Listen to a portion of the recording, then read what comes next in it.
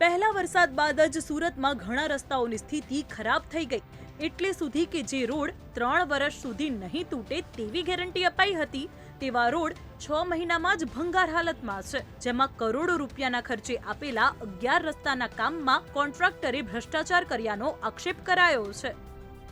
શહેરની અંદર જે ઇજારદારો છે, Bhavani construction, Marutinandan construction, M A. Patel, Suman Z, આ બધા શ્રીજી કન્સ્ટ્રક્શન, આ બધા ઇજારદારોએ 794 કરોડ રૂપિયાના ખર્ચે જે રોડ બનાવ્યા છે ને એમાંના મારી પાસે 11 રોડની એવી વિગતો છે કે જે રોડ બનીને પૂર્ણ થયા માત્ર 2 મહિનાથી લઈને 5-6 મહિનાના સમયગાળામાં મોટાભાગના રોડને તૂટી ગયા છે, જેમાંનો ભેસ્તાન રેલવે સ્ટેશનનો રોડ છે, દિલ્હી ગેટ છે, અમીષા હોટલ પાસેના 2 રોડ છે, બુટ ભવાનીથી સીતાનગરનો રોડ છે, ગોડાદરાની અંદર એક રોડ છે, નવાનગર લિંબાયતમાં રોડ છે, અડાજણ, મહાલક્ષ્મી મંદિર, આ બધા રોડ છે। આ બધા રોડો એવા છે કે જે ઇજારદારે પૂર્ણ કર્યા અને 2 મહિનાથી 6 મહિના 5 મહિનામાં અંદર તૂટી ગયા છે, ફરી રિપેર કર્યા, ફરી પાછા એ તૂટી જ ગયા છે।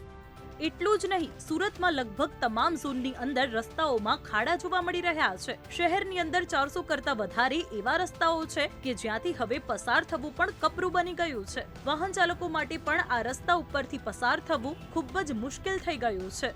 દેવેન ચિત્તે, દિવ્ય ભાસ્કર, સુરત।